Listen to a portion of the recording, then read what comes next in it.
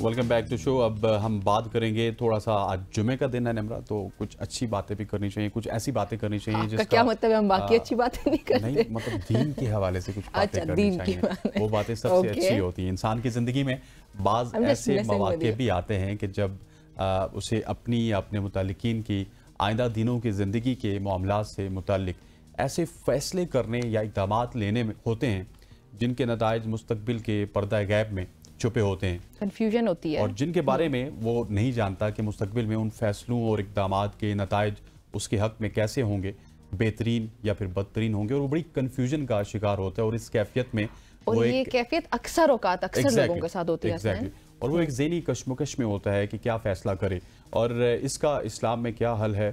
Definitely اس کے حوالے سے بات کریں گے اور استخارے کے حوالے سے بات کریں گے. آج بیسیکلی ہم اس پروگرام میں ہمارے ساتھ موجود ہیں مفتی اسد صاحب. مفتی صاحب آپ کو خوش آمدید کہتے ہیں. سر, استخارہ جو ہے اس کی اہمیت کے حوالے سے بتائیے گا. دین اسلام میں جتنا بھی ہم اسلام کی کتابوں کے اوپر نظر ڈالتے ہیں, ان کو پڑھتے ہیں, تو اس میں بتایا جاتا ہے کہ چھوٹے چھوٹے کام کے لیے بھی آپ کو استخارہ کرنا چاہیے اور اللہ سے رجوع کرنا چاہیے. اس کی کتنی افادیت ہے اور کیا استخارے کو ہمیں کس طرح سے اپنی زندگی میں لانا چاہیے؟ بسم اللہ والصلاۃ والسلام علی رسول اللہ وعلی آلہ وصحبہ ومن والاه اما بعد. آپ نے شروع میں بہت خوبصورت بات بتائی کہ بہت زیادہ یہ ضروری ہے کہ ہم چھوٹے چھوٹے معاملات میں بھی اللہ تعالیٰ سے خیر طلب کریں. جب بھی کوئی آدمی کوئی اقدام لیتا ہے تو اس میں دو کام بہت زیادہ ضروری ہیں. پہلا کام یہ ہے کہ آپ کسی سے مشورہ لیں, استشارہ اس کو کہتے ہیں. دوسرا کام یہ ہے کہ آپ اللہ تعالیٰ سے پوچھیں, استخارہ. اس لیے کہ مستقبل کا ہمیں نہیں علم ہے, بہت ساری چیزیں ہمیں اچھی لگتی ہیں جو ہمارے لیے مستقبل کے لحاظ سے بری ہوتی ہیں, بہت ساری چیزیں بری ہوتی ہیں جو کہ انجام کے لحاظ سے اچھی ہوتی ہیں. اور اس کی اہمیت اتنی زیادہ ہے کہ صحابی فرماتے ہیں کہ حضور اکرم صلی اللہ علیہ وسلم ہمیں استخارہ کی دعا اس طرح سے یاد کرواتے تھے جس طرح قرآن مجید کی کوئی صورت, ایک ایک لفظ جس طرح, بالکل, کہ یعنی اہمیت بتانے کے لیے کہ ایسا نہیں ہے کہ کبھی آپ نے کر لیا کبھی نہیں کیا. اور افسوس کے ساتھ کہ یہ چیز ہماری زندگیوں سے نکل گئی ہے. ہم بہت بڑے بڑے فیصلے لیتے ہیں, اس کے بارے میں نہ کسی سے مشورہ کرتے ہیں, نہ اللہ تعالیٰ سے خیر طلب کرتے ہیں. ہمارے ہاں یہ ہوتا ہے صرف شادی کے موقع پہ جا کے ہم استخارہ کر رہے ہوتے ہیں, ہر بار رشتے کے موقع پہ, شادی تو دور ہو گئی, شادی کے لیے رشتے کے موقع پہ ہر چیز میں استخارہ ہونا چاہیے. بلکہ آپ دیکھیں ایک حدیث مجھے یاد آئی, حضرت زینب رضی اللہ عنہ ام المومنین, ان کے پاس حضور اکرم صلی اللہ علیہ وسلم نے جب نکاح کا پیغام بھیجا تو اب اس میں یعنی کسی خاتون کے لیے اس سے بڑی خوش قسمتی کیا ہو سکتی ہے, لیکن انہوں نے بھی کہا کہ مجھے ٹائم دے, میں اپنے رب سے پوچھ لوں. اور انہوں نے استخارہ کیا اور اس کے بعد انہوں نے ہاں کی, اس لیے کہ ہو سکتا ہے کہ حضور کے عقد میں اہمیت ہے کہ کتنے, یعنی بظاہر وہ کام بالکل اچھا ہے, لیکن انہوں نے سوچا کہ ایسا نہ ہو کہ حضور کے عقد میں آ کے میں اس کے حقوق ادا کر پاؤں گی یا نہیں کر پاؤں گی. تو اس لیے ہر چیز میں استخارہ کر لینا چاہیے, چاہے وہ چھوٹے معاملات کیوں نہ ہو. اس کے لیے طریقہ تو یہ ہے کہ آپ نماز پڑھیں گے, لیکن اگر آپ کے پاس ٹائم نہیں ہے اور ابھی آپ نے 1 منٹ میں فیصلہ کرنا ہے تو آپ اللہم اغفر لی واختر لی, اللہ تعالیٰ سے آپ اسی وقت دعا کریں کہ اللہ میرے لیے بہتر فیصلہ کر دیں. بالکل. تو جب آپ اللہ تعالیٰ پر اس کا فیصلہ چھوڑتے ہیں تو اللہ تعالیٰ پھر مدبر الامور ہے, آپ کے لیے بہتر فیصلہ کرتے ہیں. اور اللہ تعالیٰ, اور یہ سب سے آسان دعا ہے جو اس وقت آپ نے بتائی, ہمارے ناظرین کے لیے ایک بار پھر سے ریپیٹ کر دیجیے گا تاکہ وہ لکھ بھی لیں اگر کوئی کرنا چاہتے ہیں. یہ بھی تھوڑا سا بتا دیجیے گا کہ جب ہم کسی مشکل میں ہیں اور ہمیں الٹیمیٹلی فیصلہ کرنا ہے تو اللہم اغفر لی واغفر لی ہمیں 1 دفعہ پڑھنا چاہیے, 7 دفعہ پڑھنا چاہیے, اور اس کے بعد کیا, کیونکہ یہ تو ایک کانسیپٹ ہے نا غرض کہ خواب میں آ جائے گا, لیکن میرا خیال ہے کہ وہ دل میں آ جاتا ہے کہ آپ کو یہ کام کرنا ہے یا نہیں. دعا تو ہے اللہم اغفر لی واغفر لی, کہ اللہ میرے لیے بہتر فیصلہ کر دیں. تو حضور صلی اللہ علیہ وسلم جب بھی دعا کرتے تھے تو وہ 3 دفعہ ریپیٹ کرتے تھے, عمومی معمول یہ تھا. تو اس لیے یہ تو آپ کا اللہ تعالیٰ کے ساتھ معاملہ ہے کہ کتنی دفعہ آپ اس کو ریپیٹ کرنا چاہتے ہیں. ایک دعا ہے, ذکر کے طور پہ بھی کر سکتے ہیں. جو اس کا سب سے اہم طریقہ یہ ہے کہ اگر آپ کے پاس ٹائم ہے تو آپ جا کے وضو کر لیں, پھر 2 رکعت نفل نماز پڑھ لیں جس وقت نماز پڑھ سکتے ہیں. اس کے بعد آپ نے دعا کرنی ہے, اور دعا کے جو باقی شرائط ہیں کہ آپ بالکل توجہ کے ساتھ اللہ تعالیٰ کی طرف متوجہ ہو کے دل کو متوجہ کر کے آپ دعا پڑھیں گے. پھر وہ عربی کی دعا ہے, اگر وہ اللہم انی استخیرک بعلمک واستقدرک بقدرتک, بہتر تو یہ ہے کہ آپ کو زبانی یاد ہوں. اگر آپ کو زبانی یاد نہیں ہے تو سنت جو دعا ہوتی ہے اس کی قبولیت کے امکانات بہت زیادہ ہوتے ہیں, تو آپ اس کو کسی پیپر پہ لکھ کے اس سے پڑھ لیں. اگر تو گوگل پہ مل جاتی ہے, ایسا نہیں دعا استخارہ لکھیں تو اللہم انی استخیرک والی ہی دعا سامنے آتی ہے. بالکل وہی سامنے آتی ہے. اگر وہ بھی آپ کسی ایسی جگہ پر ہے کہ وہ بھی ممکن نہیں ہے تو پھر آپ اپنی زبان میں دعا مانگ لیں کہ اللہ آپ بہتر جانتے ہیں، آپ مستقبل کا علم رکھتے ہیں، میرے پاس کوئی علم نہیں ہے، میرے پاس قدرت نہیں ہے. پھر آپ اس چیز کا نام لیں گے کہ اللہ میں یہ فیصلہ کرنے جا رہا ہوں، اگر یہ میرے لیے دنیا اور آخرت کے لحاظ سے انجام کے لیے لحاظ سے بہتر ہے تو اس کو میری تقدیر میں لکھ دیں. بدینی و دنیایا و معاشی و عاقبت امری فقدرہ لی و یسرہ لی.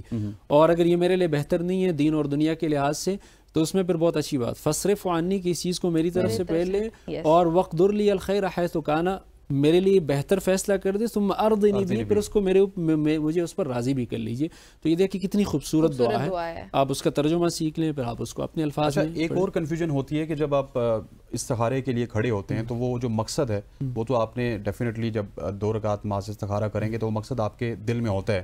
وہ جو حاض الامر کے اوپر وہ سوچنا اس کے اوپر کیا ہے، بہت سارے لوگ تو بھول جاتے ہیں لیکن نیت تو ان کی ایک ہی ہوتی ہے. دیکھیں جن لوگوں کو عربی آتی ہے وہ تو اس کا نام لے لیتے ہیں. حاض الامر کی جگہ پر آپ کہیں کہ یہ نوکری ہے، یہ شادی ہے، یہ معاملہ، لیکن ظاہر سی بات ہے ہمیں اتنی عربی نہیں آتی تو اس لیے حاض الامر کہہ کے وہ معاملہ ذہن میں لانا چاہیے کہ یہ میرے لیے بہتر ہے. اللہ تعالیٰ تو پتہ ہے دل میں اصل میں کیا ہے.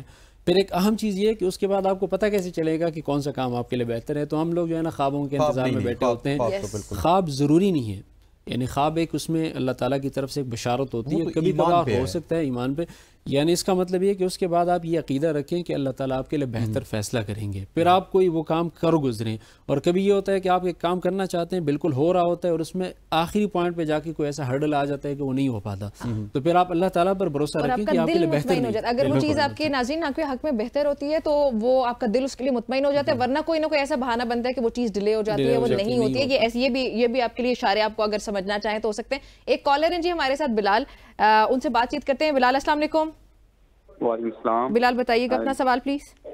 جی میرا مفتی صاحب سے سوال یہ ہے کہ استخارہ کرتے وقت جب انسان خود استخارہ کرتا ہے تو اسے کافی تذبذب کا شکار رہتا ہے. اس کی وجہ یہ ہے کہ وہ ایک رات تو اس کو وہ علامات دکھائی دیتی ہیں، مطلب سبزہ وغیرہ یا اس طرح کی جس سے اللہ تعالیٰ کی رضا اس کو سمجھ میں آتی ہے، لیکن اگلی ہی رات اگر وہ سوئے تو اس میں اس کو ڈفرینٹ اور اس کے برعکس چیزیں دکھائی دیتی، تو وہ تذبذب کا شکار ہوتا ہے کہ اس میں اللہ تعالیٰ کی رضا ہے یا نہیں. تو اس حوالے سے میں مفتی صاحب کی رائے جاننا چاہوں گا کہ اس پہ وہ کیا کر سکتا ہے. دیکھیں اس میں اہم بات یہ ہے کہ جب آپ استخارہ کریں تو استخارہ ایک دفعہ نہیں ہوتا، اگر اس کے بعد نہیں 7 دفعہ بھی ضروری نہیں ہے، یعنی جب تک آپ کا دل مطمئن نہ ہو. آپ نے ایک دفعہ کیا، آپ کا دل اب بھی تذبذب میں، آپ دوبارہ کر لیں، پھر آپ کر لیں، اور اس کے بعد جس طرف آپ کا دل مطمئن ہوتا ہے وہ کام کر گزریں. آپ اس انتظار میں نہیں ہے. اصل میں خوابوں کا مسئلہ یہ ہوتا ہے نا کہ رات کو جس چیز کے بارے میں مسلسل سوچ رہے ہوتے ہیں وہی چیزیں خواب میں آ رہی ہوتی ہیں، آپ جا رہے ہوتے ہیں اس کو اشارہ کنسیڈر کرتے ہیں، حالانکہ ضروری نہیں ہے.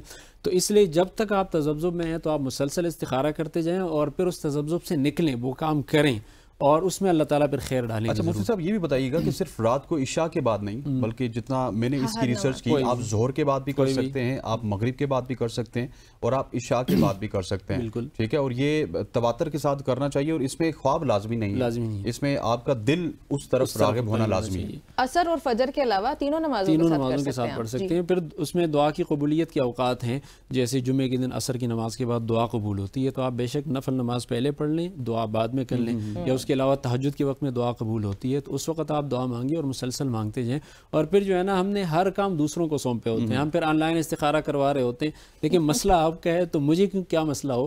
آپ خود جب اللہ تعالیٰ سے مانگیں گے تو آپ کے دل میں ایک درد ہوگا، اس لیے استخارہ ہمیں خود کرنا چاہیے.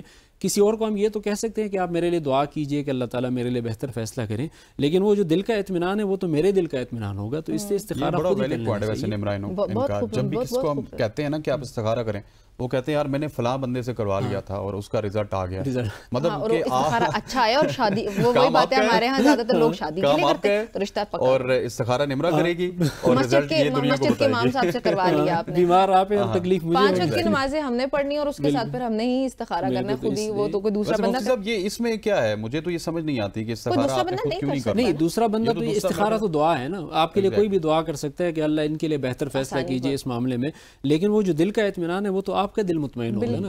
اس لیے استخارہ خود کر لینا چاہیے. اور دوبارہ میں وہ چیز ریپیٹ کر رہا ہوں، سوچو مفتی صاحب مسئلہ آپ کا اور اشارے اب امام صاحب اشارے کسی اور کو آ رہے ہیں کہ بہت چھوٹے چھوٹے معاملات ہیں نا، بالکل بڑے معاملات نہیں، انتہائی چھوٹے چھوٹے معاملات ہیں، اس وقت فوری طور پہ آپ کو استخارہ کرنا چاہیے. چاہیے. اور دیکھیں جب استخارہ کا مطلب یہ ہے کہ آپ اپنا معاملہ اللہ کے سپورٹ کر رہے ہیں, اور جب آپ اللہ تعالیٰ کے اپنا معاملہ سپورٹ کر دیتے ہیں پھر آپ کے لیے بہتر فیصلہ ہی کرتے ہیں. اور بہتری کا مطلب بھی ہم نے یہ سمجھا ہوا ہے کہ اس کی بہتری کا ہمیں 2 دن بعد پتہ چلے.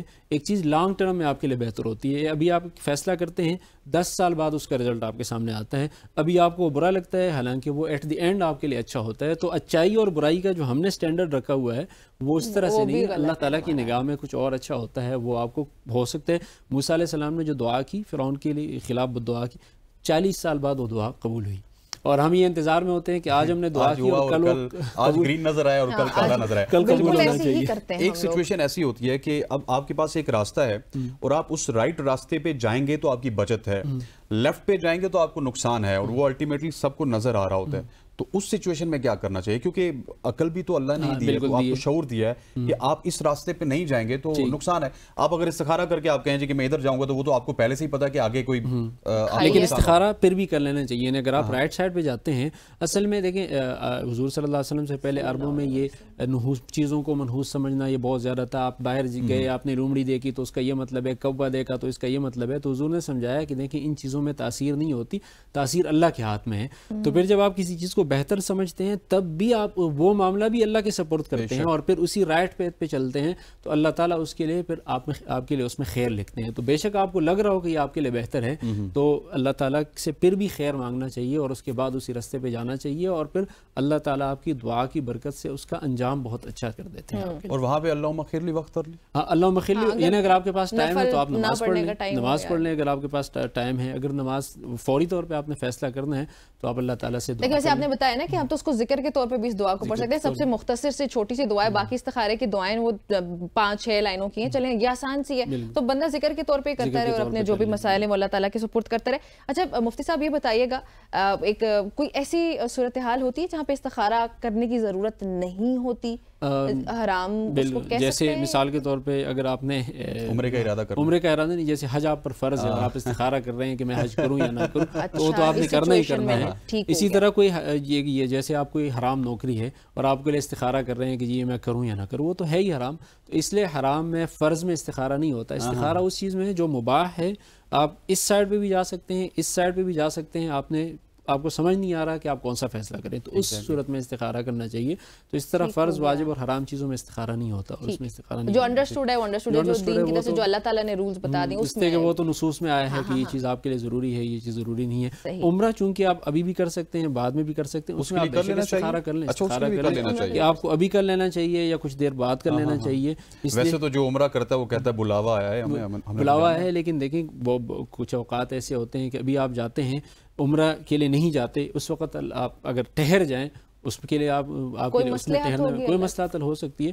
تو اس لیے جو بھی اس طرح کام ہے جو فرض نہیں ہے یا حرام نہیں ہے اس میں آپ استخارہ کر سکتے ہیں. مجھے تو آپ کی بات سے یہ لگ رہا ہے کہ اگر عمرے کے لیے بھی استخارے کی ضرورت ہے, نہیں میرا سوال سن لیجیے گا, اگر اہمیت کی بات کروں, اگر عمرے کے لیے بھی استخارے کی اہمیت ہے تو پھر تو ہمیں چھوٹے کام کے لیے استخارہ کرنا چاہیے. عمرے کے لیے آپ جا رہے ہیں اور آپ نے استخارہ کیا اور آپ پھر بھی گئے تو اللہ تعالیٰ نے اس سے زیادہ خیر آپ کو ملنا ہے جی. اس لیے اس کا مطلب یہ نہیں ہے کہ استخارہ کے بعد آپ نہ جائیں, آپ نے استخارہ کیا اور پھر بھی گئے تو اس لیے یعنی وہ اچھا کام تھا بادی النظر میں, لیکن پھر بھی آپ نے استخارہ کی اور آپ گئے, تو اس کا مطلب ہے کہ بہت چھوٹے چھوٹے, جس طرح آپ نے کہا کہ بہت چھوٹے چھوٹے معاملات میں بھی ہمیں اللہ تعالیٰ سے خیر طلب کرنی چاہیے. بالکل جی مفتی صاحب بہت شکریہ آپ کا ہمیں جوائن کرنے کے لیے. جی یہ تھی ناظرین ہماری آج کی صبح کی سوچ, امید ہے آپ کو پسند آئی ہوگی اور خاص طور پہ ہمارے تمام تر سیگمنٹ سے آپ نے ضرور کچھ نہ کچھ سیکھا ہوگا, اس سیگمنٹ سے بھی کچھ نہ کچھ سیکھا ہوگا. اجازت چاہتے ہیں, اللہ حافظ. آپ سے ملاقات ہوگی سوموار کے روز. اپنا اور اپنوں کا بہت سارا خیال رکھیے گا. اللہ حافظ. پاکستان زندہ باد.